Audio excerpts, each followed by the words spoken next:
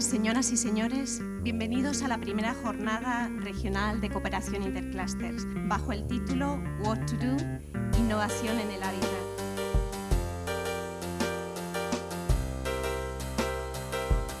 Organizada por las agrupaciones empresariales innovadoras de la piedra natural y la del mueble de la región de Murcia y por el Observatorio del Diseño y la Arquitectura. Esta jornada plantea un innovador formato abierto, alrededor de 3 temáticas transversales sobre las nuevas formas de habitar: canal contract, sostenibilidad e innovación. Y para ello contamos con destacados expertos nacionales e internacionales que nos mostrarán sus proyectos y a los que presentaremos a continuación. Estas jornadas, por ser las primeras, tienen un doble sentido. Primero, la oportunidad de precisamente tener un punto de encuentro entre empresas, centros tecnológicos, asociaciones empresariales, personal de innovación. Yo creo que es uno de los grandes factores y así se ha diseñado el encuentro, que es un encuentro muy abierto y participativo. Estas jornadas, que es un formato, como he dicho, abierto e innovador, va a tratar 3 temas importantes: innovación, sostenibilidad y, cómo no, el canal contract como un aspecto importantísimo para la internalización de nuestras empresas. Espero que sea de vuestra utilidad y nos sirva un poco tener un punto de encuentro de comunicación entre profesionales, asociaciones empresariales, centros tecnológicos y empresas, y nos sea útil para todos para buscar nuevas oportunidades de negocio. Muchas gracias. Comenzamos con esta jornada. Canal Contract. Ruego, por favor, se dirijan a los participantes de este canal. Don Pedro Rentero, de la empresa Sancal Diseño, don José Luis López, de IMAT Arquitectura, y don Juan Meyen, nuestro ponente, director ejecutivo de Red.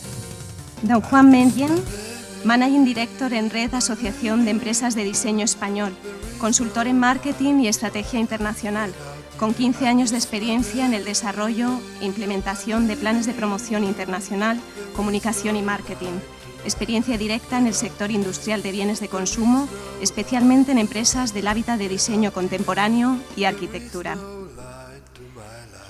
Sancal Diseño, representada por don Pedro Rentero. Sancal es una marca líder en el diseño de sofás. Se confiesan adictos al espacio, las formas, el volumen, el color, los materiales, los conceptos. En definitiva, les encanta crear ambientes y solucionar los problemas del hábitat. Han realizado trabajos para hoteles de 4 y 5 estrellas como Hilton, NH, Paradores, AC, Novotel, Holiday Inn, Marriott y un largo etcétera. Dentro del ámbito de los espacios colectivos han confiado en el saber hacer de Sancal empresas como Iberia, Junta de Andalucía, Cortes de Castilla y León, Renfe, Generalitat de Cataluña o el Gobierno Regional de Gales. José Luis López, de IMAT Arquitectura. José Luis López Ibáñez dirige IMAT Arquitectura, estudio establecido desde 1986, formado por un equipo multidisciplinar, desarrollando a lo largo de su trayectoria proyectos muy diversos: espacios comerciales, residenciales, paisajismo, escenografía o diseño industrial. Tiene la palabra, por favor, Juan Meyen, ponente y moderador, con el tema El negocio del contract. A ver, el contract, sí, aquí hay un error ya de principio, fijaros. Dice que es un canal de comercialización del futuro. No, es un canal del presente. O sea, no es del futuro, es ahora ya. Y hay alguno incluso que quiere contemplar en contra de su negocio y hasta a lo mejor puede ser que llegue tarde, ¿no? Es un canal, dice, de distribución de productos de construcción, decoración dirigido al cliente institucional corporativo, que es lo que os he dicho antes. Yo diría que el contract puede ser todo aquello que no es hogar o equipamiento doméstico, vamos a llamarle así. El cliente siempre es un tipo de cliente que lo tenemos que considerar cliente, sea institucional o no, pero bueno, público o privado, que va a delegar siempre la decisión sobre el producto que necesita, sobre el proyecto que necesita, en un profesional. En lo que llaman los ingleses, los anglosajones, los specifiers, ¿no? Los especificadores, ¿no? En definitiva, ¿quiénes son? Bueno, los prescriptores para nosotros, que pueden ser arquitectos, pueden ser decoradores, interioristas, etcétera, etcétera, ¿no? Siempre, evidentemente, estos señores trabajan para la propiedad, para el cliente, pues para conseguir pues un proyecto que sea planificado y que lógicamente pues esté o llegue a tener un precio, vamos a decirle, óptimo, ¿no? En este canal, en este negocio, el enfoque producto nos lo tenemos que quitar de la cabeza. Es decir, las empresas trabajáis siempre, los empresarios que estáis aquí, con la idea de, bueno, yo es que he sacado una pieza, como os he dicho antes, de contract, o he sacado una butaca, una silla, una mesa o una iluminación que es para proyectos de contract. O sea, todo es el enfoque producto. No, hay que romper ese cliché, porque en definitiva el contract lo que prima es el servicio, la calidad. La calidad se le supone. O sea, yo, la verdad, es que hoy día hablar de calidad, hablar de ISO y estas cosas, me parece no, es del siglo pasado. En este siglo llevamos 11 años y yo creo que aquello de la ISO, normativa ISO, me acuerdo yo que era más joven, que era como cuando conseguías el certificado era como lo más importante, ¿no? Pues tengo el certificado de la ISO 9000. Se hacían fiestas y cenas y... No sé si os acordáis de todo esto, ¿no? En este sector lo importante es el servicio. La calidad, por supuesto, se le supone. Y la comunicación, el marketing, es no básico, es elemental. O sea, somos un país que no sabemos vender, somos un país muy creativo, tenemos empresas muy creativas, tenemos unos cerebros impresionantes, perdón, le he dado sin querer, pero no sabemos vender. No sabemos vender, no hay manera. La comunicación, el marketing, la publicidad, etcétera, etcétera. No, en este mercado, en este sector es elemental, totalmente elemental. ¿Quién participa? ¿Cuáles son los jugadores, ¿no? en el contract? Las rutas no son claras, es decir, por cualquier tipo de profesional. Hay un promotor del proyecto, hay un contratista, contractor, se le llama a nivel internacional, que es el supervisor de la obra o que el ejecutivo de la obra. Están los arquitectos, los ingenieros, que participan también en los proyectos, los interioristas, cuando se trata del equipamiento interior, de la decoración, del concept del proyecto en sí.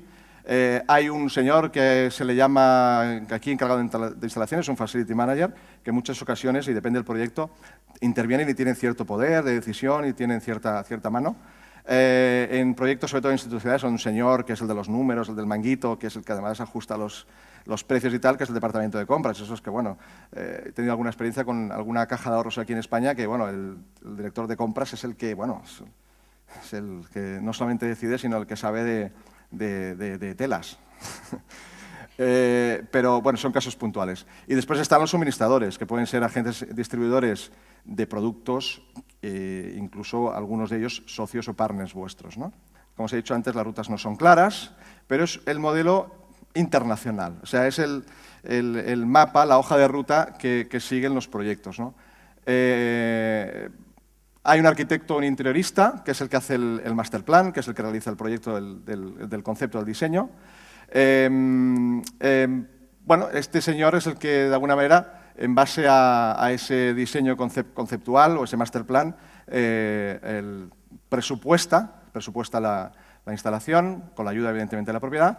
Se publica un concurso cuando hay ciertos volúmenes de proyecto. La propiedad, el cliente es el que asigna al contratista local, o sea, es una figura muy importante, luego lo vamos a ver. El arquitecto interiorista es el que va a continuar con el diseño ejecutivo en base a ese concept design o ese master plan previo, con ciertas modificaciones, por supuesto. Cuando trabajamos con el cliente, bueno, yo creo que es necesario asegurarse con él una buena relación. Ya os he dicho antes que no son los que deciden los proyectos, pero es importante que os conozcan, que sepan quiénes sois, lo que hacéis. A nivel de comunicación, lógicamente, siempre es importante tener una relación directa con ellos, ¿no? ¿Por qué? Porque en muchos casos van a negociar, van a llamar a la fábrica, incluso no al intermediario, ¿no? Y eso facilita incluso las cosas. Cuando trabajamos con el contratista, ¿qué pasa cuando trabajamos con el contractor? Bueno,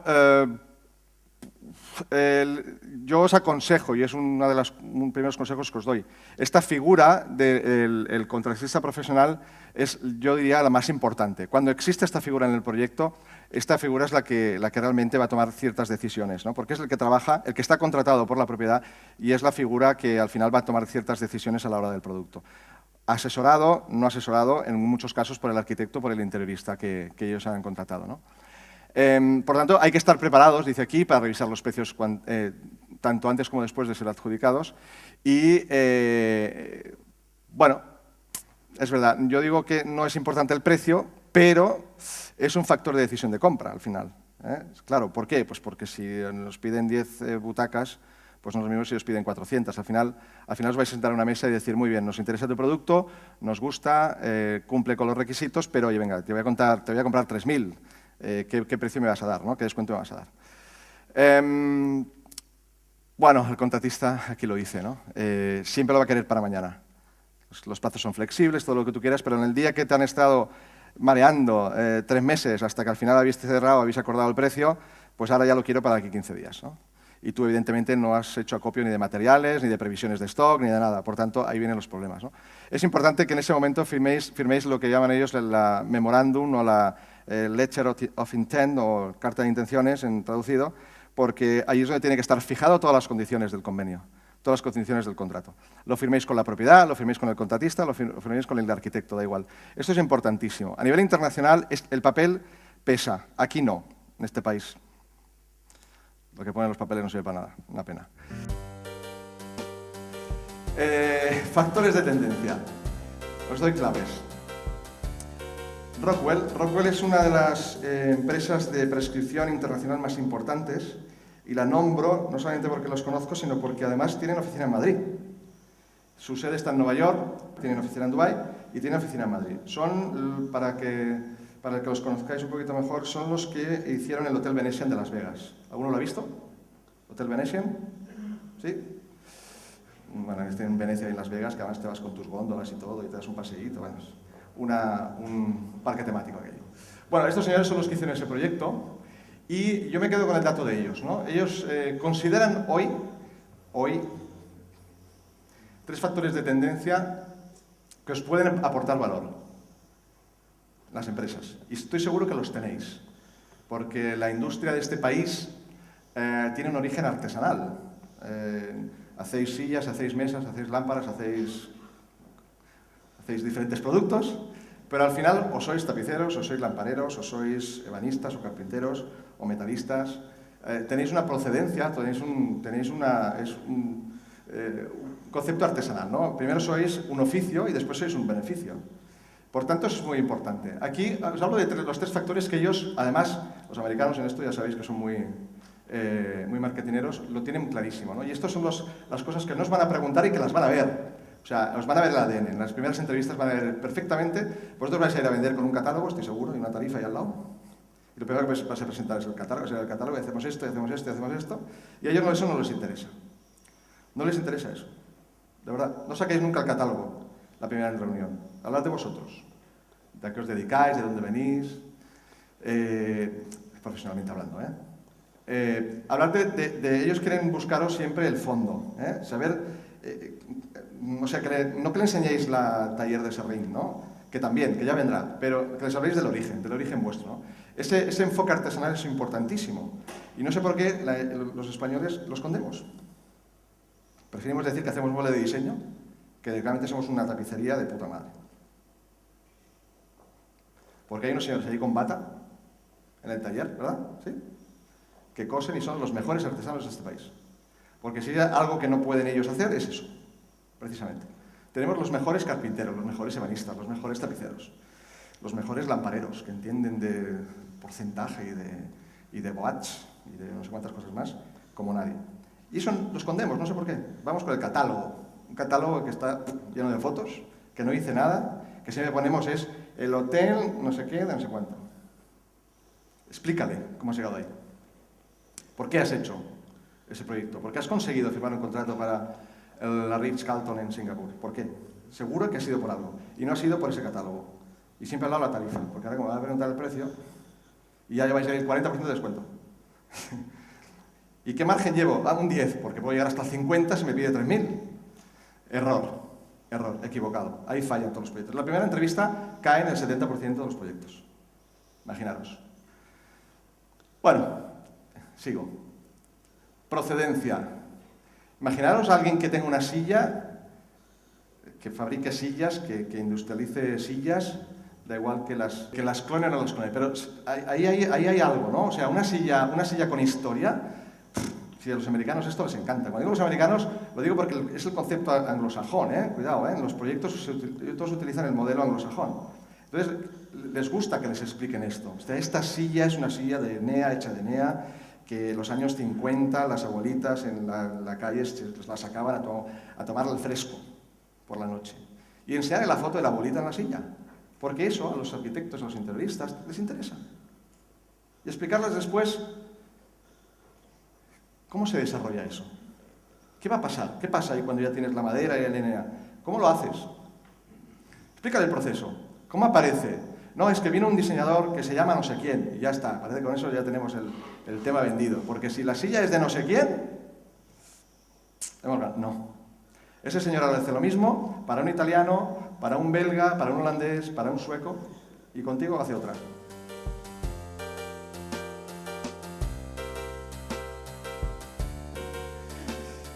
Va, estrategias, adaptaros al cambio.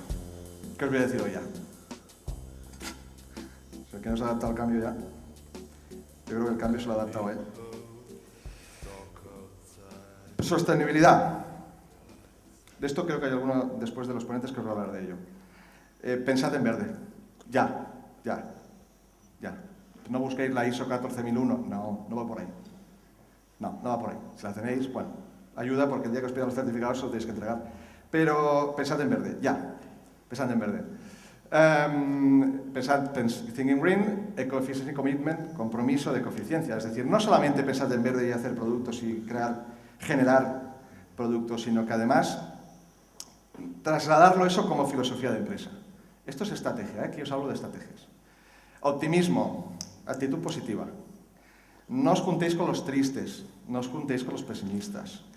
No os sentéis en una mesa con un arquitecto que está todo el día... No, porque se pega, de verdad se pega. No, de verdad, separaros de ahí.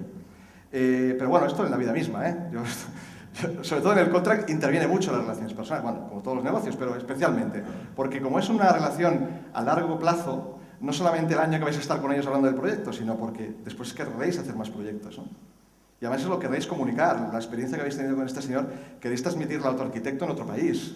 Esto es importantísimo. Flexibilidad. Termino, falta una más. Y potenciad lo que os he dicho antes, vuestras ventajas comparativas y competitivas. Es decir, diferenciaros del resto. Consejos prácticos que os doy, y aquí finalizo, el contacto constante con los profesionales. Da igual llamarles un viernes, ¿qué tal tu familia? Un lunes, ¿qué tal el fin de semana? Y si le molesta, ya os dirá que no me envíe más mails. Por lo tanto, quiero decir que no les interesa vuestro producto ni vuestra empresa. Contacto constante. Pueden llegar de todas partes, os pueden venir. Os contaré rápido un ejemplo, déjame. Un ejemplo. Yo he trabajado en proyectos internacionales con empresas que he conocido al junior de un estudio de arquitectura de Londres en una cena en Dubái, que me ha hablado de un proyecto en Egipto, que la decisión de compra la han tomado en San Francisco, aeropuerto de Egipto, que los pobres se lo han cargado, me cago en la mar. El cobro lo hemos hecho a través del Commerzbank de Alemania, con certificación en el Chase Manhattan Bank de Nueva York. Imaginaros lo que significa. Os puede venir por cualquier parte un proyecto de estas características. Por cualquier parte. No hay, antes os he hablado de rutas y de players que participan, pero puede aparecer por cualquier parte. O sea, que nunca comáis solos. ¿Me entendéis? Hablad. Los catalanes nos cuesta mucho. Hablad, conversar, participar en seminarios como este, en jornadas. Presentaros, decir vuestro nombre. Hola, soy... Porque seguro que después de alguno dirá, oiga, perdone usted, ¿a qué se dedica? Tenga mi tarjeta. Quiere decir esto, os puede venir por cualquier parte. Llevar siempre tarjetas en los bolsillos, siempre, llenas. Llenaros. Y si no, un boli, para anotárselo en un papel. Muchas gracias, Juan. Y ahora damos paso a Pedro Rentero de Sancal Diseño, que esperamos que nos hable de sus proyectos. Cuando pensamos en Sancal, nos gusta hablar de proyecto, porque esta aventura es mucho más que una simple empresa. O sea, el beneficio económico, como objetivo de cualquier negocio, pero en nuestro caso, la idea es desarrollar el fabuloso potencial creativo de lo cotidiano y transgredir las fronteras del hábitat a través del diseño, que es un objetivo fundamental para Sancal. Yo he traído 3 ejemplos de los más recientes en instalaciones que hemos hecho. Uno de ellos es el Hotel Portafira en Barcelona, del año pasado. Se trata de pues un proyecto de Toyo Ito, ¿no? Que es pues uno de los gurús de la arquitectura contemporánea. El hotel es el edificio de la izquierda, el rojo, y de la derecha es un edificio de oficinas, propiedad de Realia. Aquí pues un pequeño detalle de lo que es lo talló directamente Toyo Ito en uno de los muros de basalto, en el hall. Aquí hay alguna otra imagen en la que pues se aprecian los 15 bancos de forma de hoja, que unidos de 5 en 5 pues dan lugar a 3 bellas flores orientales. Como muchos sabréis, pues Toyo Ito siempre su vínculo con la naturaleza, entonces pues desarrollamos junto a él y también, pues en este caso también todo el proyecto con Fermín Vázquez de E720, pues un poco, en este caso, los 15 bancos en forma de flor, de hecho tiene el nombre con hoja, que significa hoja de árbol. Estos ya son imágenes de las habitaciones, donde también tenemos unas butacas y unas mesitas. Hay otra imagen aquí, también se ve la butaca blanca, butaca Lugano y de Daniel Abate, y una mesita 1+1 de Oddo Design. El Hotel Sofitel Stephansdom de Viena, de este año pasado, se inauguró en diciembre del año pasado, y pues un proyecto de Jean Nouvel. Esta vez cuando quiero que pase, no pasa ahora. Forma parte de Stilwerk. Stilwerk es un edificio de 18 plantas que además integra 2 restaurantes, 30 exclusivos comercios. Este es el restaurante Le Loft en la planta 18, donde las butacas, las sillas y todas las mesas son nuestras. Aquí otra imagen también es muy llamativo, el techo, os habéis visto ahí brevemente, del artista suiza Pipilotti Rist. Y pues realmente con unas vistas espectaculares a la capital austríaca. Aquí también se ve de noche, con el que ya estaba allí, pues el Distrito 1, la Catedral de San Esteban al fondo y los tejados nevados. José Luis López Ibáñez dirige IMAD Arquitectura, estudio establecido desde 1986, formado por un equipo multidisciplinar, desarrollando a lo largo de su trayectoria proyectos muy diversos, espacios comerciales, residenciales, paisajismo, escenografía o diseño industrial. Juan Francisco me trasladó un poco el objetivo de este encuentro y verdaderamente, pues la verdad es que el núcleo del sentido de todo esto es el poder provocar pues ese encuentro que habitualmente no tenemos oportunidad. Y Juan lo ha podido perfectamente explicar, ¿no? La importancia del acercamiento y de disciplinar de alguna manera esas relaciones que normalmente pues pasan a una improvisación habitual, ¿no? Que no es ese el camino adecuado, ¿no? Entonces yo simplemente pues he intentado resumir en una pequeña fórmula pues un poco el sentido desde mi punto de vista como profesional del ámbito del diseño. Nosotros hemos trabajado pues paralelamente igual en el desarrollo de alguna pieza en el de diseño industrial. Pues eso nos ha dotado de cierta experiencia, que al final es información importante para trabajar en cualquier proyecto. La información con referencia a conocer la trastienda del fabricante, la inquietud del fabricante para poder introducir su producto en el mercado, sus necesidades, las carencias. Y por otra parte también hemos tenido oportunidad habitualmente en nuestros proyectos de instalaciones de tener esa otra perspectiva, que es la del consumo, la de poder prescribir pues un equipamiento para un proyecto, pues juntamente con el cliente por una parte, promotor, y con el fabricante por otra, ¿no? Entonces, desde esa doble perspectiva, pues se me ocurre que realmente lo que echamos siempre de menos, si de lo que tratamos hoy es un poco de buscar pues caminos que fomenten una mejora, ¿no? Un plus en la forma de trabajar, pues ese 1 más 1 igual a 3 que siempre buscamos, ¿no? Ese valor añadido en esa interrelación, pues desde nuestro punto de vista como prescriptores echamos de menos, y pienso que esto podría ser un dato interesante, el asunto un poco de la cercanía, ¿no? Es decir, por una parte echamos de menos que la marca, el fabricante, el producto, de alguna manera, podemos tenerlo más presente en nuestros estudios, ¿no? En nuestro día a día, ¿no? Pienso que es muy importante analizar eso y decir, bueno, pues ese signo más que nos tiene que acercar de alguna manera y que tenemos que conseguir que de ahí salga un producto 3, pues un poco pues aplicar, pensar ¿Qué sucede ahí?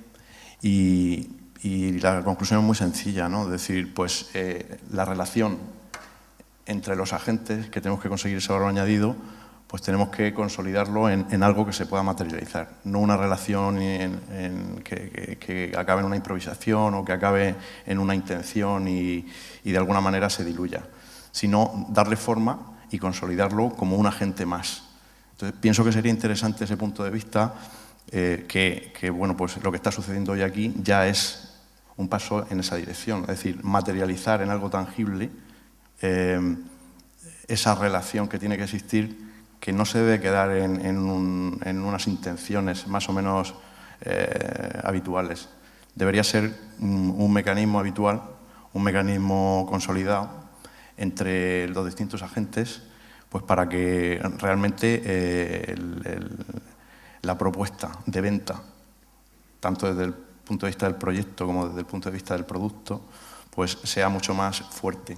Es una unión, ¿no? Entonces, para mí ese sería el principal objetivo desde el punto de vista del profesional prescriptor.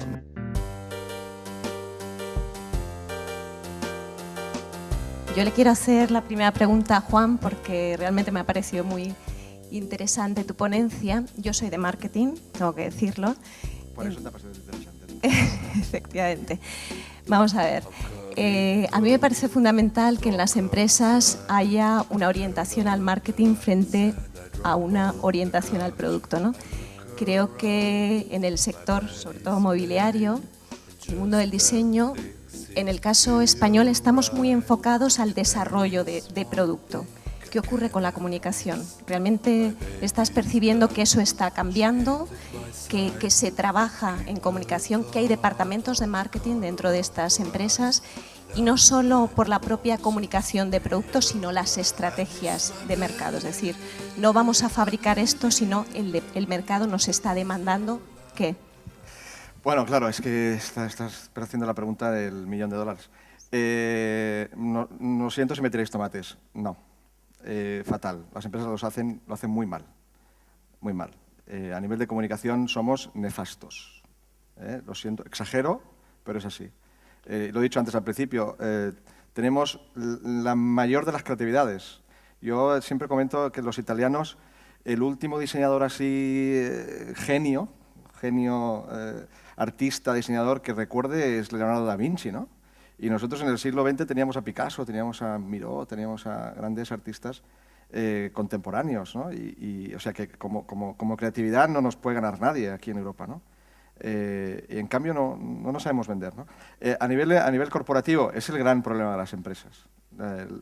Kotler decía que primero va la estrategia y después va la planificación. Estamos todo el día, tenemos reuninitis agudas, pensando en cada viernes por la mañana. Algunas empresas se reúnen los viernes, no sé por qué, pero tenemos que reunir el lunes por la mañana para planificar la semana, pero lo hacen los viernes porque después se van al fin de semana y se olvidan. Y todo el día planificando, pero no nos sentamos a reflexionar, a pensar y marcar una estrategia. Y la estrategia de comunicación, la estrategia de diferenciación, es decir, la manera, cómo comunicamos el qué, no existe en el empresariado. Bueno, yo aún tengo la gran suerte, y me enorgullece de ello, de dirigir una asociación de 41 empresarios del diseño que precisamente tienen claro que la estrategia de internacionalización a través de la innovación es el diseño, ¿no? Entonces, claro, eso requiere de una actitud. El diseño, al final y al cabo, es una actitud, no es otra cosa. Y esa actitud es hacerlo bien y hacerlo saber. Si no lo haces saber, ¿para qué te sirve hacerlo bien, no? Como os decía antes, las empresas esconden incluso ciertas maneras de comunicar. Me ha parecido muy interesante lo que ha dicho José Luis, ¿no? Él está reclamando proximidad, cercanía, ¿no? Estás reclamando diálogo, estás reclamando sentarte en una mesa con los industriales, con los productores o los editores, ¿no? El gran papel de los editores, que ese va a ser el futuro inmediato, ¿no? O sea, ya la industrialización, vale, la fábrica, esas palabras del pasado, fábrica, manifestación, sindicato, ya no existen, hoy es la edición de diseño, ¿no? Edición de piezas, sean de diseño contemporáneo o no. Los de clásicos seguro que me van a decir, bueno, yo también hago diseño porque tengo un diseñador industrial. Lógico, ¿no? Haces diseño de remordimiento, pero haces diseño, no importa. Pero hoy le está reclamando diálogo. Yo desde aquí me comprometo como director de la asociación a hacer precisamente, a provocar aquí en España, a crear de alguna manera una mesa de de trabajo con vosotros, con los profesionales, ¿no? Porque es lo que nos piden ellos, los empresarios también. Yo creo que es fundamental, y te lo aporto como dato, muy importante poder conocer la esencia del mundo de la fabricación. Bueno, desde el punto de vista de la parte inspectora, ¿no? Es decir, porque te hace poder situarte realmente y saber de lo que estás hablando. Es decir, no puedes apreciar en la medida que merece un producto solo desde el catálogo o desde un argumento de un comercial. Necesitas, y es fundamental, nosotros hemos tenido la suerte de vivirlo, ¿no? Poder conocer los procesos de fabricación, el por qué las cosas se hacen de determinada manera o por qué no hay más remedio, no se pueden hacer de otra, ¿no? Y que eso al final pues, redunda en su calidad o redunda en su precio, en toda esa serie de cosas, ¿no? Entonces, para poder tener seguridad y argumentar pues, las soluciones, es muy importante conocer pues, esos procesos y tener esa cercanía con el mundo de la fabricación, ¿no? Además, quería contar, estoy totalmente de acuerdo con Luis. De hecho, nosotros intentamos de toda medida lo posible hacerlo y los 3 proyectos, por ejemplo, que he comentado, ha sido el caso. Es decir, nosotros tenemos un departamento de desarrollo de producto interno, diseñadores, trabajamos continuamente intentando innovar en producto también, con lo que son ideas nuevas, prototipos nuevos. En cualquier proyecto de esto, enseguida, de lo primero que hay que hacer es reunirse con la otra parte, ver ellos juntos el proceso de fabricación, hacer prototipos, probarlo, ver, igual hay que cambiarlo todo de arriba abajo, igual no sirve nada lo que se planteó inicialmente y se cambia totalmente, igual no, igual se sigue en esa línea, es decir, que eso es fundamental, ese trabajo lo veo fundamental. Sí que es cierto que en la práctica también luchamos con la problemática, como tú mismo exponías, Juan, de todos los agentes que intervienen en un tema de contradicción, un proyecto, porque muchas veces estás de la mano con parte del que constituye ese proceso, pero bueno, pues siempre se escapa parte del proceso que no puedes tener esa cercanía, ¿no? Pero habría que intentarlo, desde luego es una cosa fundamental. Y nosotros, en la medida en la que desarrollamos cualquier tipo de proyecto, lo hacemos de esa manera, con reuniones fuera, en casa de los arquitectos, diseñadores, viceversa, en fin, un camino de ida y vuelta, y yo creo que todas las iniciativas que se pueden hacer en ese sentido son buenas. En cuanto a innovar brevemente, lo que se comentaba, efectivamente, se hace muchas veces hincapié en lo que es la innovación en producto. Está claro, hay que ofrecer, como decías también, en intervención, calidad, diseño, todo eso se da por hecho, y efectivamente hay que trabajar en nuevas ideas, elegir, pero esa innovación, esa creatividad hay que aplicarla a todos los ámbitos de la empresa, es decir, ni solo al producto, ni solo al marketing, en todo. Desde la comunicación interna de una empresa, cómo la estrategia de marketing, cómo voy a vender el producto, cómo lo voy a echar. Desde la A a la Z en una empresa no hay que dejar nunca, yo creo, de pensar en es correcta la dirección que estoy tomando, o llevo un ritmo ya por inercia que quizás no sea más conveniente, es decir, que eso yo lo atribuiría a cualquiera de los procesos de la empresa. Ahora pasamos a la temática de sostenible, luego que nos acompañen don Valerio García, director de I+D+I del Grupo ECUS, don Javier Barrinaga, de la empresa Areniscas Stone, don Pablo Carbonell, de Coproyecta, y don Javier Peña, ponente y moderador de Expiral Arquitectura. Javier Peña es un creador con un elevado caché, así lo escribía en su momento el periódico El Correo. Está considerado uno de los nuevos talentos de la construcción en España. Disfruta de un gran cartel en Murcia, su tierra, y ha desarrollado un proyecto singular en Suiza, a donde llegó tras adquirir gran notoriedad gracias a sus planes para Baracaldo.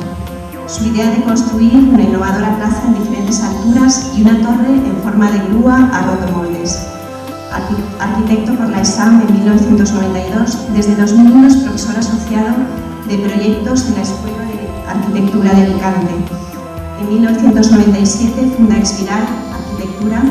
Como responsable de este equipo, dirige el desarrollo de distintas propuestas que exploran alternativas a problemas disciplinares, apoyadas en las nuevas tecnologías y recursos multimedia, más allá de la arquitectura, el urbanismo y el diseño. Su trabajo se caracteriza por la potencia física e intelectual que posee. ECUS, representada por Valerio García. ECUS es hoy uno de los mayores fabricantes de equipos de descanso de España. Produce una gran variedad de colchones, canapés, bases tapizadas, sommiers, almohadas y camas. La posibilidad de fabricar todos los componentes de un equipo de descanso, además de ser un hecho que les diferencia de la competencia, les permite controlar y asegurar la calidad final de todos sus productos. ECUS forma parte de Asocama, Asociación Nacional de Fabricantes del Descanso en España. Su objetivo es velar por la calidad y contribuir a la mejora de la cultura del descanso. Cuenta con un amplio departamento de I+D+I y está profundamente comprometida con el medio ambiente. Pablo Carbonell Alonso, de Ecoproyecta. Pablo Carbonell estudió arquitectura en la Escuela Técnica Superior de Arquitectura de Madrid.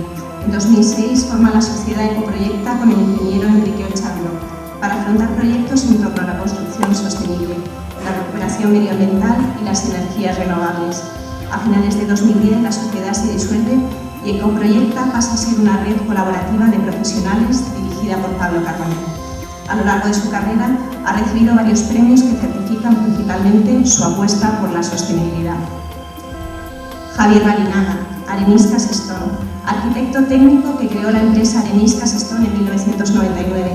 Ha trabajado con prestigiosos arquitectos en los que se halla César Caicoya, Frank Gehry y Alberto Campo Baeza, en obras como el Palacio de Congresos de Palma de Mallorca o la sede del Consejo Consultivo de Castilla y León. Y ahora, por favor, tiene la palabra Javier Peña, ponente y moderador del tema sostenibilidad. La presentación entre una idea más pura de la sostenibilidad o una idea de la sostenibilidad más rigurosa, que lo va a ofrecer Pablo seguramente, y así lo pelearemos también, y una idea de la sostenibilidad que llamamos sostenibilidad oportuna, ¿no? En el sentido de que la sostenibilidad puede plantearse, digamos, como una serie de parámetros, valores, etcétera, de esta nueva especie de religión del siglo XXI, o puede plantearse también como una oportunidad de renovación. Entonces, lo que nos damos cuenta es que también el hábitat y las viviendas ocupamos, no sé si el 42% del gasto energético, digamos, de la sociedad contemporánea actual va destinada a la vivienda, no sé qué, o sea, ocupa un lugar muy importante dentro de esta relación entre el medio natural, el medio físico, pero también el medio social. Entonces traía estas dos imágenes, la de Crisis o Crisis, de Supertramp, que esta idea de, bueno, de una especie de oportunidad, ¿no? Encontrar este tipo con la sombrilla, como ajeno, y esta imagen también de espiral, de la, digamos, densificación de las ciudades, de la importancia de la arquitectura y de la importancia del habitar, digamos, en el mundo, ¿no? Que está ocupando, pues, un lugar en el cual tiene que haber una reflexión por crecimiento de población y una reflexión en el crecimiento de las ciudades, ¿no? Nosotros, en el despacho, que va a ser un poco, la idea es plantear esta visión de la sostenibilidad desde este punto de vista en el cual este malabarista está manteniendo como tres bolos, ¿no? en el aire, el medio físico, el medio natural y el medio social. Usando esto que son empaquetadoras de rastrojos, del bosque, ¿no? Para biomasa, se pueden generar estos paquetes que pueden ser usados como inmobiliario para una zona de costa marítima que luego durante el invierno se disolverá o se va a desaparecer, ¿no? No tenemos por qué pensar que el mobiliario es solamente una cosa que vale para toda la vida. Lo efímero, la relación con el medio natural, con el reciclaje también es otra oportunidad para pensarlo. Nuevas situaciones espaciales, urbanas, etc. En este caso la idea era trabajar con manos de escultor, pero con herramientas de minero para el recado de palos. Las fresadoras, la corte láser, las máquinas de agua, etc., hacen una cosa que es muy interesante, que es que el dibujo, que antes era solamente un dibujo, una representación, se transforma también en un sistema de producción. Entonces es muy importante esto que veíamos antes de conocer los procesos, las fábricas, las máquinas, en la cual ya la persona que está dibujando ya no forma parte de la producción de los materiales, ¿no? Los moldes de cartón, estos también, es decir, el hecho de hacer los desplegables, digamos, para construir estos muebles se convierten ya en un sistema participativo de la producción. Por tanto, esa colaboración, digamos, entre empresas y eso, hay que hacerla de manera normal.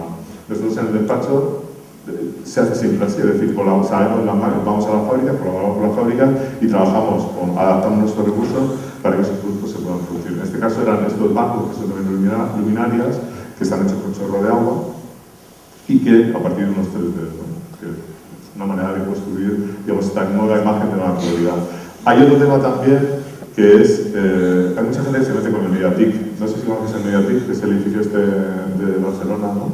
De Rick Ruggiero. Yo creo que hay una cosa que tiene el Mediatic, no sé si será el edificio más sostenible del mundo, si es tan importante que tenga el LEED Platinum o no lo tenga, o si es energético, pero es muy importante el dotar de imagen a la sostenibilidad.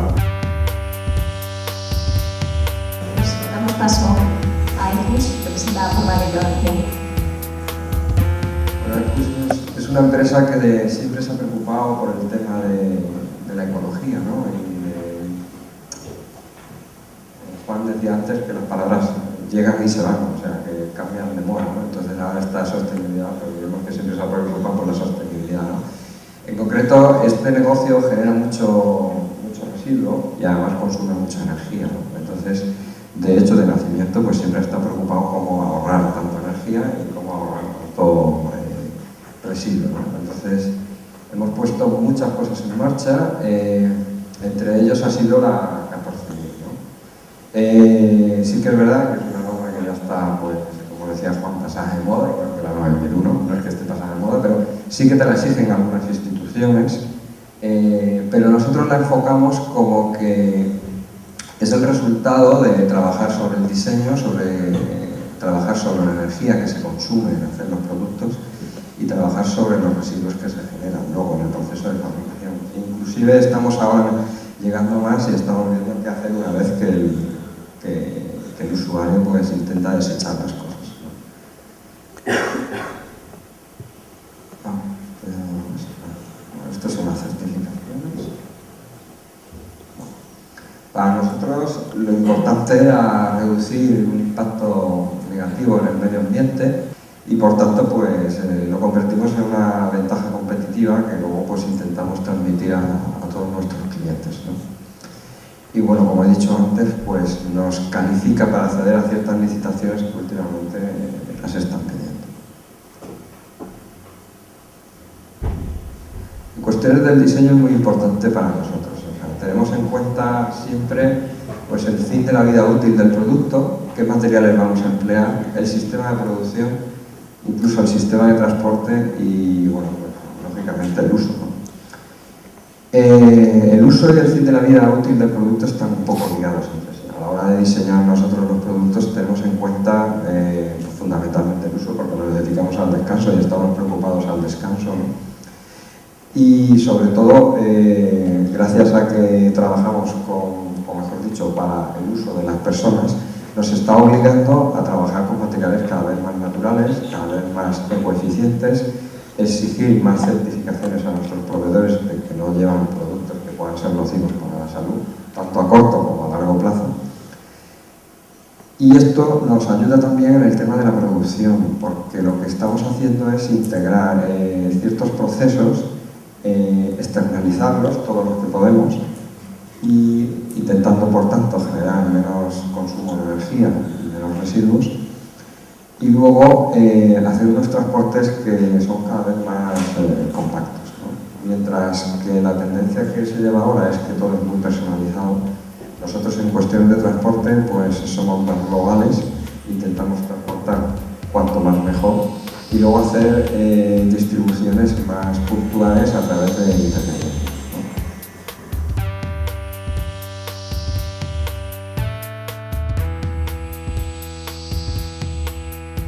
Es el turno de Pablo Carbonell de Coproyecta. Coproyecta surgió en un primer momento como un pequeño estudio de arquitectura e ingeniería. De hecho, éramos un arquitecto y un ingeniero. Que bueno, pues teníamos una afinidad y era introducir criterios de sostenibilidad en estos proyectos. Y bueno, pues con el tiempo esa configuración inicial ha ido cambiando y ahora mismo digamos que la línea buscada es la red colaborativa, una red colaborativa multidisciplinar de profesionales relacionados con la construcción sostenible, porque entendemos que es la manera de acometer problemas relacionados con la sostenibilidad. Las redes de colaboración permiten acometer situaciones complejas, como las que competen a la sostenibilidad. Además, también permite acometer situaciones, digamos, que en cada momento pueden ir cambiando, como puede ser el mercado. Yo creo que los estudios tradicionales que han elegido la línea de crecimiento de su propia infraestructura conforme iban acogiendo más proyectos, pues en una situación de crisis como la actual son, yo creo que los que han sufrido más la coyuntura. Y, sin embargo, una red pues tiene la posibilidad de crecer, ensancharse, estabilizarse o no, pero tiene una flexibilidad tal que se adapta a cualquier situación. Entonces, tanto por esas dos cuestiones como por la flexibilidad que tiene para adaptarse a diferentes situaciones coyunturales, sociales o de mercado, como para poder acometer proyectos que puedan ser complejos, también de mayor escala o de menor escala, y en definitiva, cuestiones que tienen que ver con la sostenibilidad, entendemos que la red colaborativa es una buena manera de trabajar.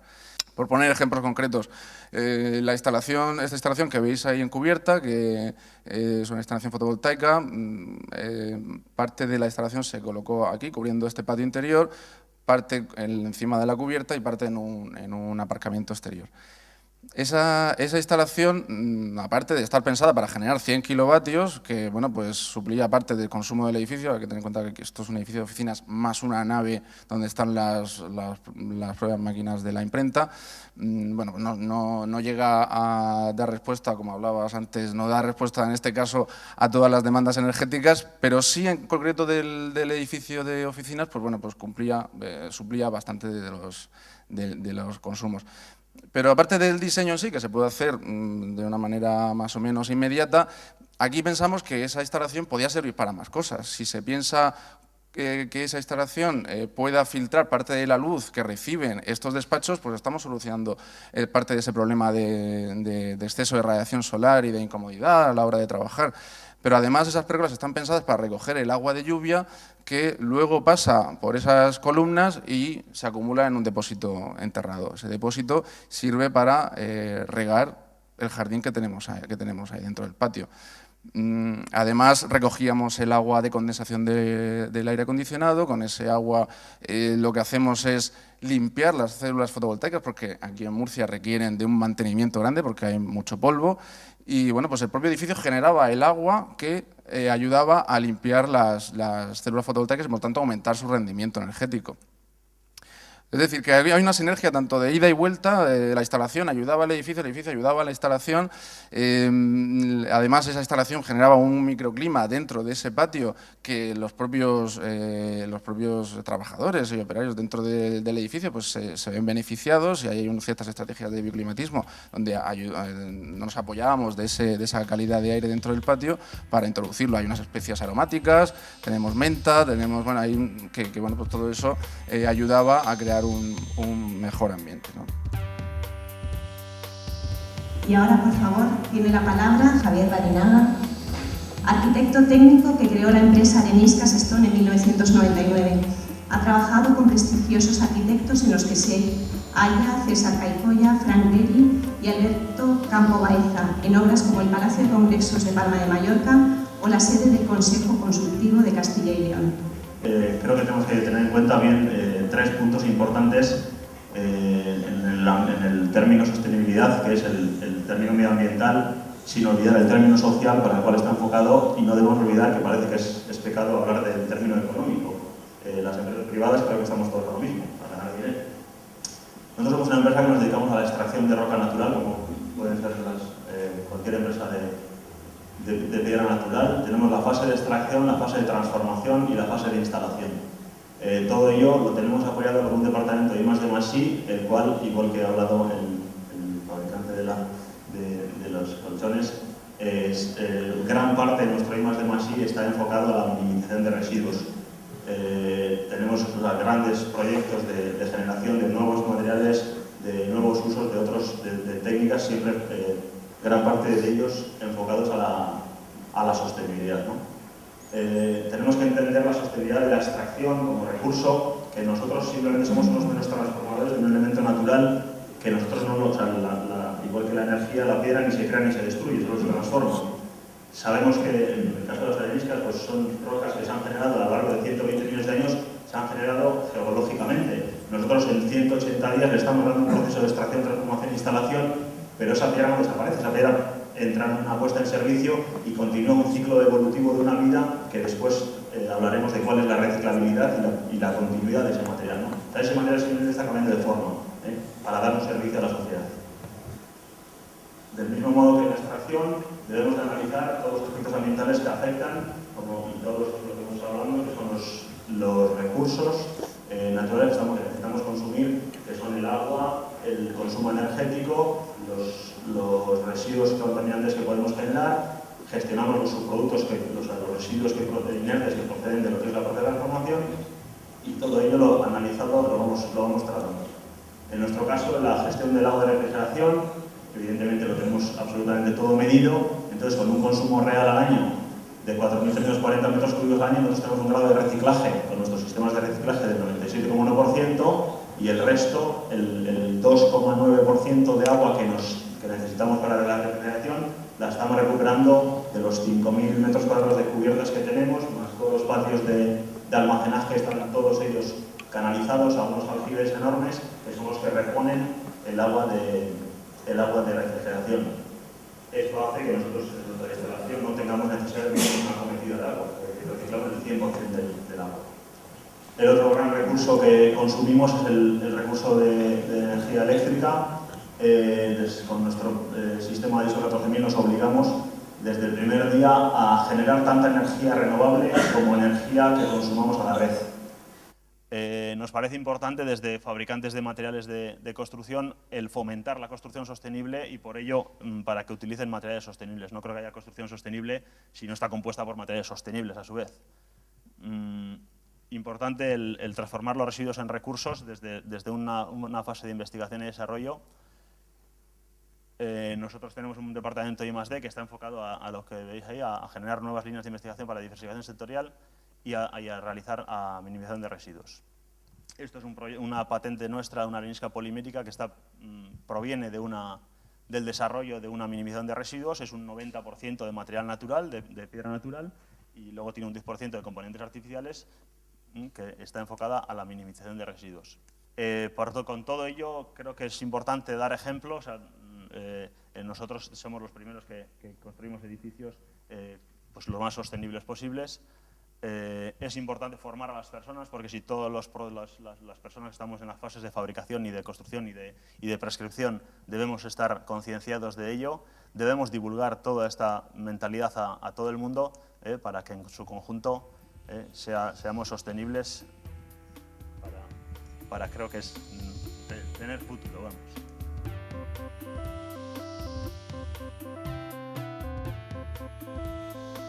Gracias por la exposición. Bueno, Javier, te dejo un poco que plantees alguna pregunta.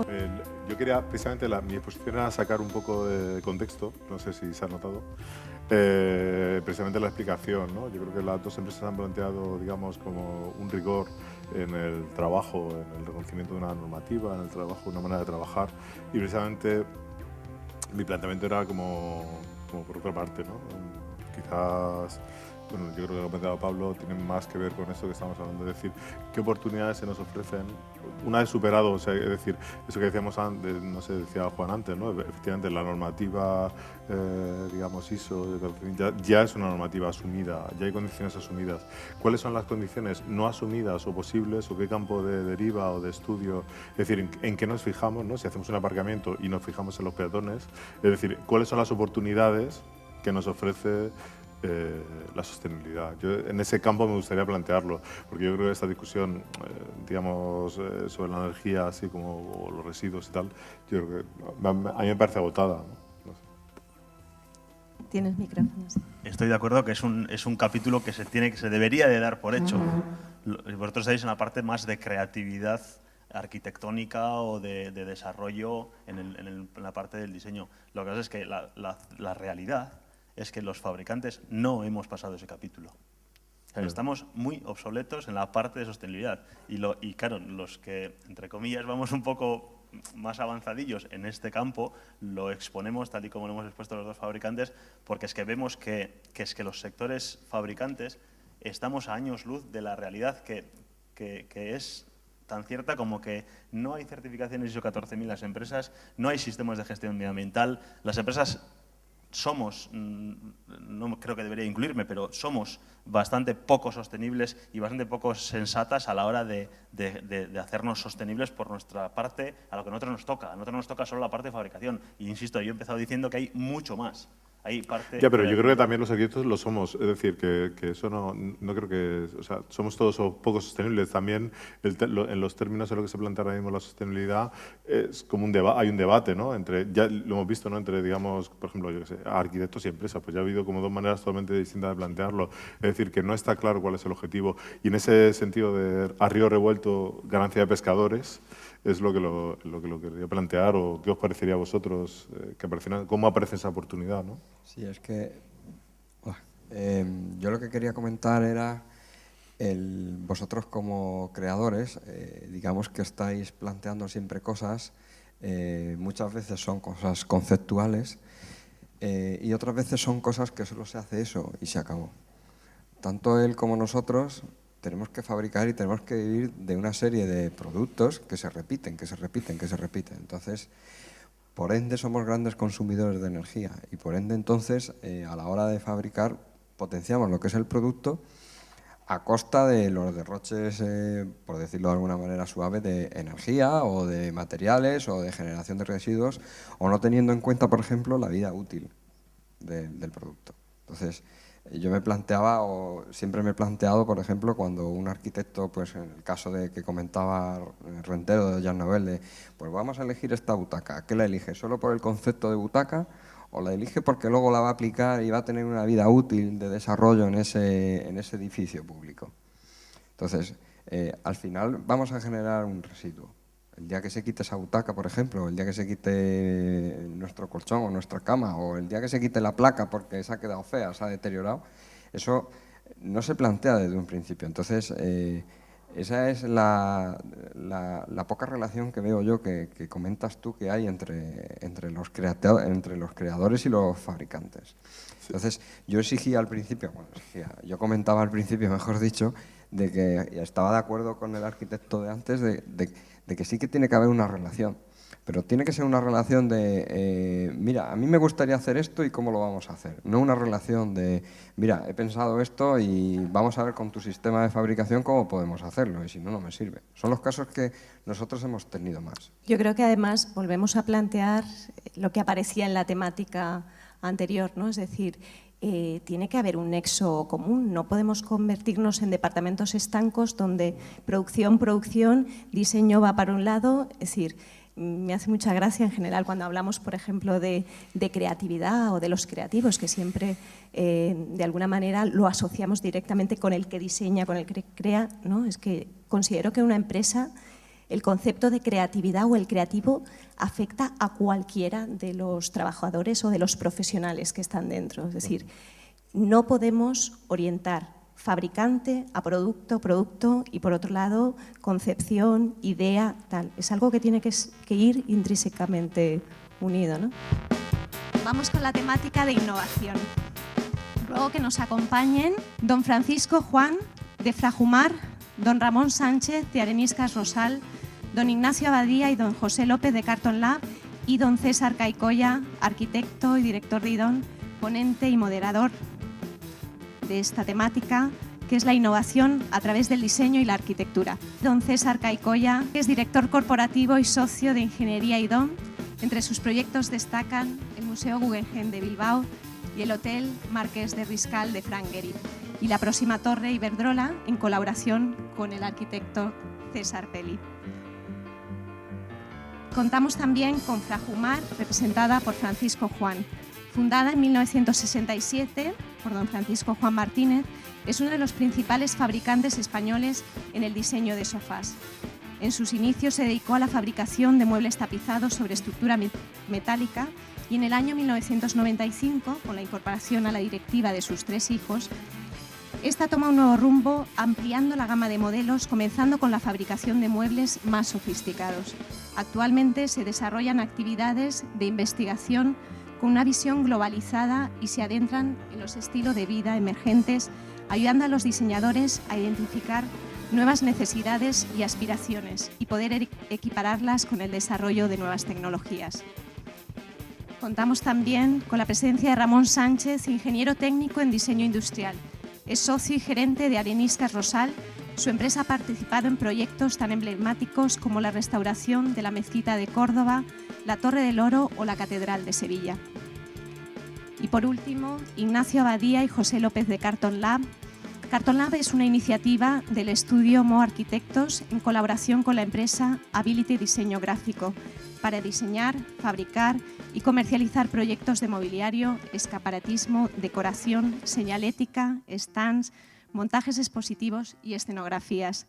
Todas sus ideas se fabrican íntegramente en cartón y están diseñadas por un equipo de trabajo que dispone de las últimas tecnologías de corte e impresión digital. Carton Lab se identifica con la forma contemporánea de entender el diseño, la producción y la comercialización de hoy en día, como resultado de una colaboración de empresas que sinérgicamente comparten su experiencia y conocimiento a través de un proyecto común que las enriquece mutuamente y las acerca a las necesidades de sus clientes. Y ahora sí, tiene la palabra César Caicoya, ponente y moderador del tema innovación. Me han fichado porque somos amigos, ¿no?, para hablar de, yo diría, de cómo solucionar edificios, que yo soy arquitecto, edificios complejos, con herramientas actuales. Voy a poner dos casos, un poco el sistema del caso, el caso Guggenheim y el caso Riscal, que ya salió alguna fotografía de Barinaga Rementería anteriormente.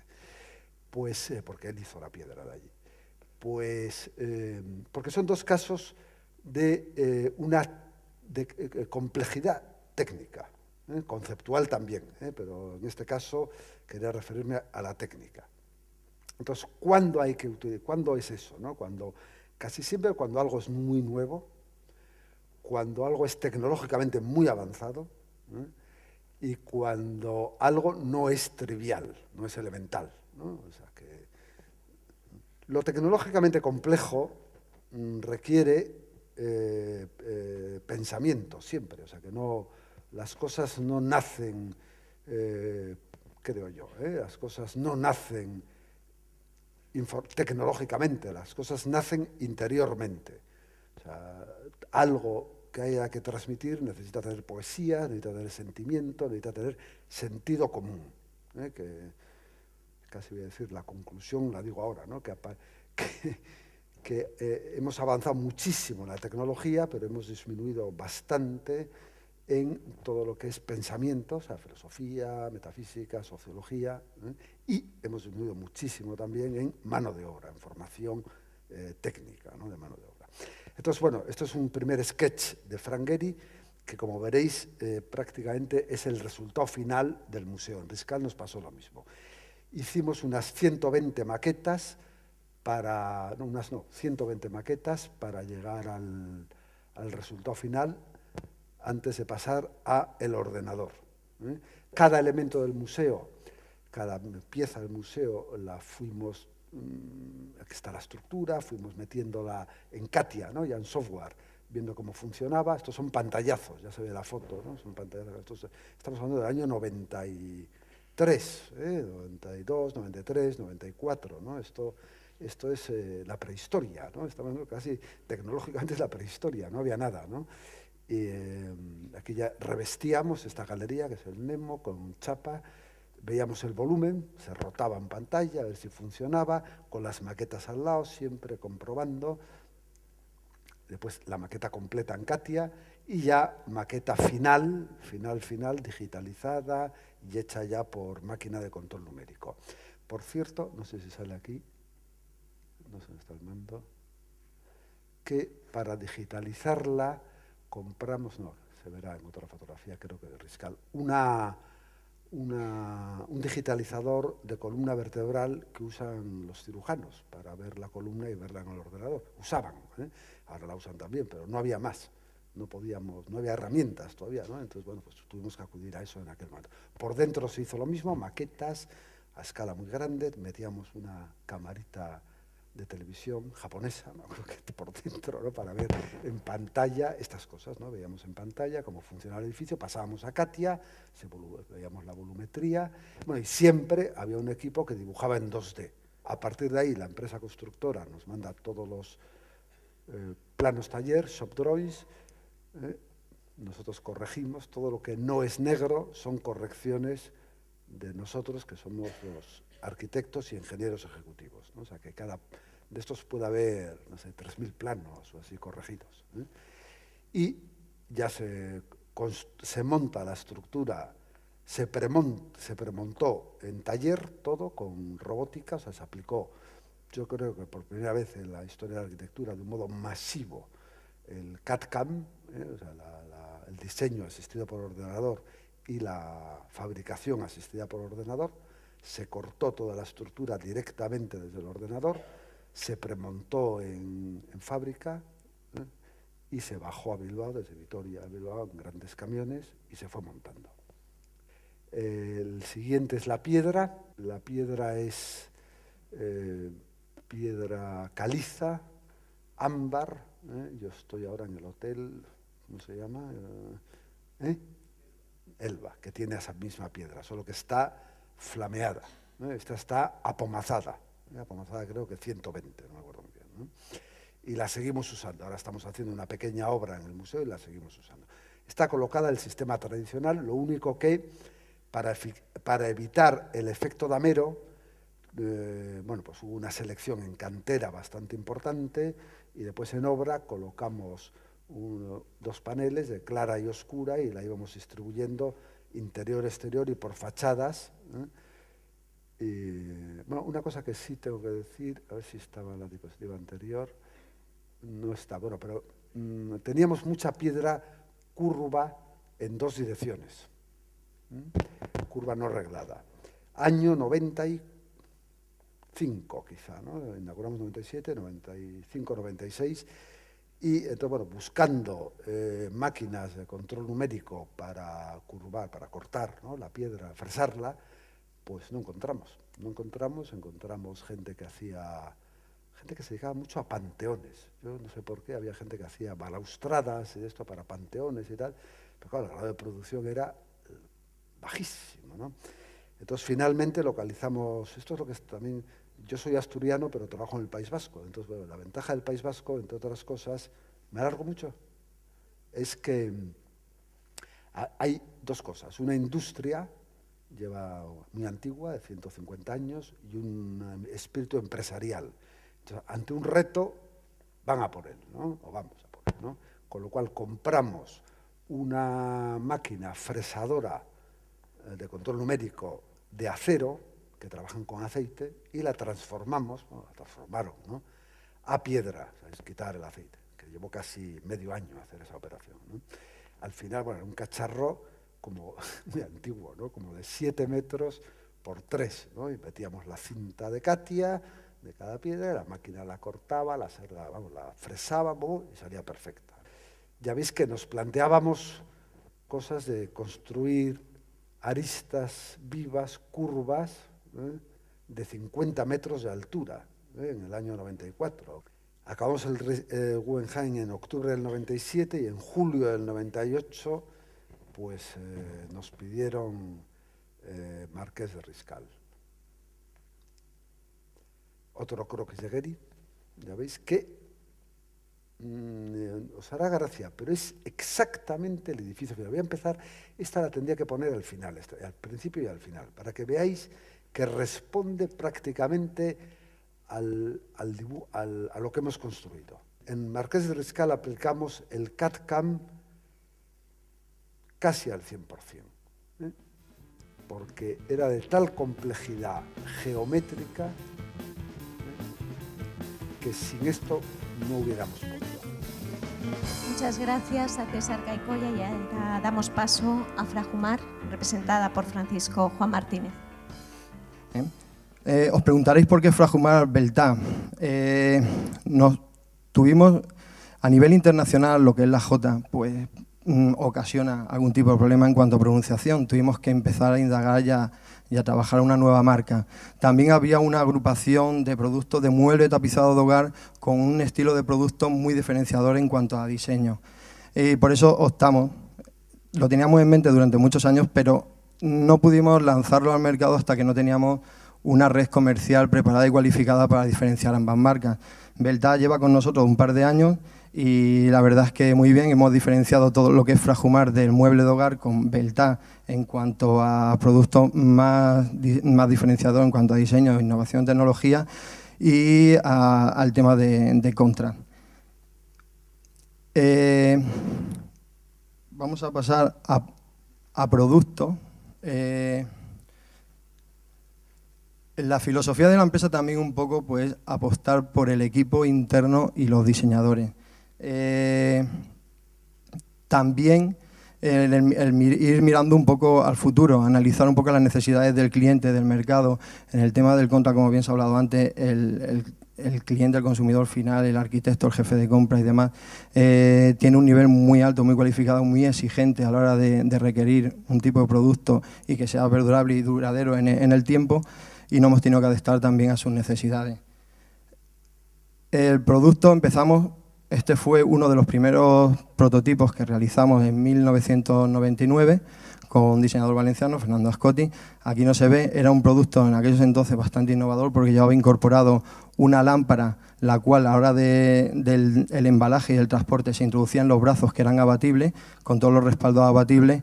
A nivel logístico, pues en un contenedor a la hora de la carga se diseñó el producto prácticamente como un valor añadido a la logística, al embalaje, y el añadido de tener los brazos abatibles para introducir cualquier tipo de material, mantas, cojines, etcétera, y una lámpara que al mismo tiempo servía para lectura. Continuamos en el año 2000, este producto, también muy singular, muy particular, ahora mismo se ha introducido recientemente en países árabes, en una cadena de telefonía muy importante. También ha sido muy aceptable en centros como zapaterías, cadenas de zapatería y otros lugares significativos. Este otro en el 2001. Todos los prototipos que voy enseñando han sido galardonados a lo largo de la trayectoria de Frajumar. Este tipo de producto también muy singular. El anterior, con doble función para tumbado y sentado. Y luego en el 2002 esta pieza fue un poco la que dio el salto a la empresa a nivel internacional. Diseñada por el diseñador Diego Granese, diseñador y arquitecto, estudiando pues un poco ya no solo el diseño del producto del mueble, sino también ofreciendo, como él llamaba, una escultura la cual ha sido un buque insignia en las diferentes ferias y catálogos que hemos realizado hasta la fecha. Es una pieza de acero templado en una sola pieza de 3 metros por 50 de ancho, resiste hasta 200 kilos hasta llegar al suelo. A lo largo de su uso y de su vida solo cede 2 centímetros desde la última parte hasta abajo. Y se ve un poco el desarrollo de las maquetas, los dibujos que estuvo haciendo el diseñador. Esto es un proyecto de 3 tecnologías diferentes en las cuales nos hemos agrupado 3 empresas, en este caso de Yecla, Sancal, Tapicerías Navarro y nosotros, y hemos conseguido, tras 2 años de lucha, de insistencia, acompañados y avalados por el Centro Tecnológico del Mueble, CETENSA, el Centro Tecnológico Textil de Barcelona, pues conseguir 3 tecnologías adaptadas al mueble tapizado. Una son los LED, transmitiendo luz y al ritmo de los agudos de la música al mismo tiempo, y con otra programación diferente consiguiendo transmitir mensajes de luz en el mueble tapizado. Otra tecnología también que se ha hecho conjuntamente ha sido el tema del textil con calor. El textil con calor que no estamos habituados a ver, con una simple tela el calor va adaptado al textil para coger cualquier forma y parte tapizable de cualquier sofá. Muchísimas gracias. Y ahora damos paso a Ramón Sánchez. Ingeniero técnico en diseño industrial. Es socio y gerente de Areniscas Rosal. Su empresa ha participado en proyectos tan emblemáticos como la restauración de la Mezquita de Córdoba, la Torre del Oro o la Catedral de Sevilla. Buenos días, soy Ramón Sánchez de Areniscas Rosal. Es una empresa caravaqueña, nos dedicamos sobre todo a la cantería, básicamente, ¿no? Al trabajo de la piedra. Lo que os queremos presentar aquí es un producto novedoso, un nuevo tipo de piedra o una nueva forma de entender la piedra, básicamente, ¿no? La piedra siempre ha tenido un uso estético y constructivo, bajo mi punto de vista, ¿no? El hecho está en saber mezclar cualquiera de los dos conceptos y que el resultado sea el mejor, ¿no? Aunque también se puede hacer, o sea, puede ser estrictamente estético o estrictamente constructivo, ¿no? Desde los años 60 se ha avanzado mucho en la piedra, sobre todo en el tema extractivo y en el tema de elaboración. Ahí tenéis una foto de canteras de antiguamente que incluso se hacían con explosivos, a cantera como la nuestra, ¿no? Que ya todo se aprovecha al máximo, es todo muy ordenado y todo para el máximo aprovechamiento, ¿no? A partir de los años 60, pues los costes de elaboración hacen que se tienda a cortar la piedra en su mínima expresión. Su mínima expresión entonces es 2 centímetros básicamente, lo cual hace... o sea, se puede hacer porque hay un avance en estructuras, sobre todo de hormigón y hierro, y también eso hace que por medio de logística se pueda transportar muy lejos la piedra, ¿no? Pero ahora yo creo que hay un paso más. El paso más viene sobre todo por la sostenibilidad, por el ecologismo, y nosotros entendemos esta sostenibilidad en dos formas. Por un lado, la sillería, que nosotros la trabajamos mucho, la sillería, que últimamente ya se empieza a aplicar o se ha empezado a aplicar, por ejemplo, en el edificio Moneo, hay parte que se ha aplicado con sillería, o en nuestras oficinas en Caravaca, que hemos utilizado bloques de sillares directamente, ¿no? Esto hace la sillería que, o nosotros la vemos sostenible porque utiliza muy pocos procesos productivos, muy poca energía, siempre y cuando el radio de acción sea pequeño. O sea, estamos hablando de un radio de acción a lo mejor de 150 kilómetros o algo parecido. Y por otro lado, pues es el producto que os quería presentar, el Stone Binner. Es una capa de piedra de 2 milímetros. Tiene una forma de extraer muy peculiar porque es arrancando la piedra, por lo tanto no hay desperdicio de material cuando se elabora. Esto es una capa de 2 milímetros, como digo, y va reforzado detrás con una capa de fibra de vidrio. Esto hace que, sobre todo, pues ante todo, la mejor aplicación que puede tener es que sea flexible. Esto solamente se puede ser en piezas de pizarra, debido a su estructura, que permite el que se pueda arrancar y el que se pueda extraer en esos espesores, ¿no? El respaldo de resina pues hace eso, que sea resistente a rotura, al impacto y una barrera antihumedad. El también del peso muy reducido es lo contrario de la sillería. Eso hace que lo podamos transportar y que sea abarcable a mucha distancia, ¿no? Y que la repercusión energética en transporte sea muy pequeña. Tenemos ahí varios ejemplos de usos y aplicaciones, ¿no? Sobre todo, yo creo que está enfocado al tema de reformas, porque, o sea, al poder pegarse en casi cualquier sitio y al no tener peso, eso permite pues, poder ponerlo sobre azulejos en baños, en ascensores, en fachadas, en techos. Eso en el tema de la construcción, ¿no? Pero luego también podemos aplicarlo mucho en el mobiliario, por ejemplo en las silla beige o en carpintería, para puertas. Hay que entenderlo como si fuera una capa de melamina realmente, ¿no? Pero una capa de melamina que es piedra natural. Don Ignacio Abadía y don José López de Carton Lab, que les doy la palabra. Hemos hablado de piedra, de tejidos y de titanio, y ahora vamos a hablar un poco de papel, vamos a hablar un poco de cartón. Yo soy Nacho Bautista, miembro de Mo Arquitectos, y he venido acompañado de José López, que es el director de Ability, diseño gráfico. Esta es la imagen como que da comienzo al flechazo de la relación que tuvimos nosotros como arquitectos y diseñadores con Ability, diseño gráfico. Esta es una imagen de hace 5 años, en la cual pues es la imagen de una exposición en la que tuvimos la oportunidad de utilizar el cartón y aprender de las posibilidades que tiene el cartón y de las posibilidades que podemos aprovechar de una empresa como Ability a nivel de trabajar con la maquinaria y con el personal y con el know-how que tienen de este material, ¿no? Y por su parte también supongo que vieron en nosotros pues, un potencial muy grande de hasta qué punto unos diseñadores implicados en su trabajo pueden llevar a más y entrar en una gama de diseños y de posibilidades que hasta ese momento pues, ellos no contemplaban.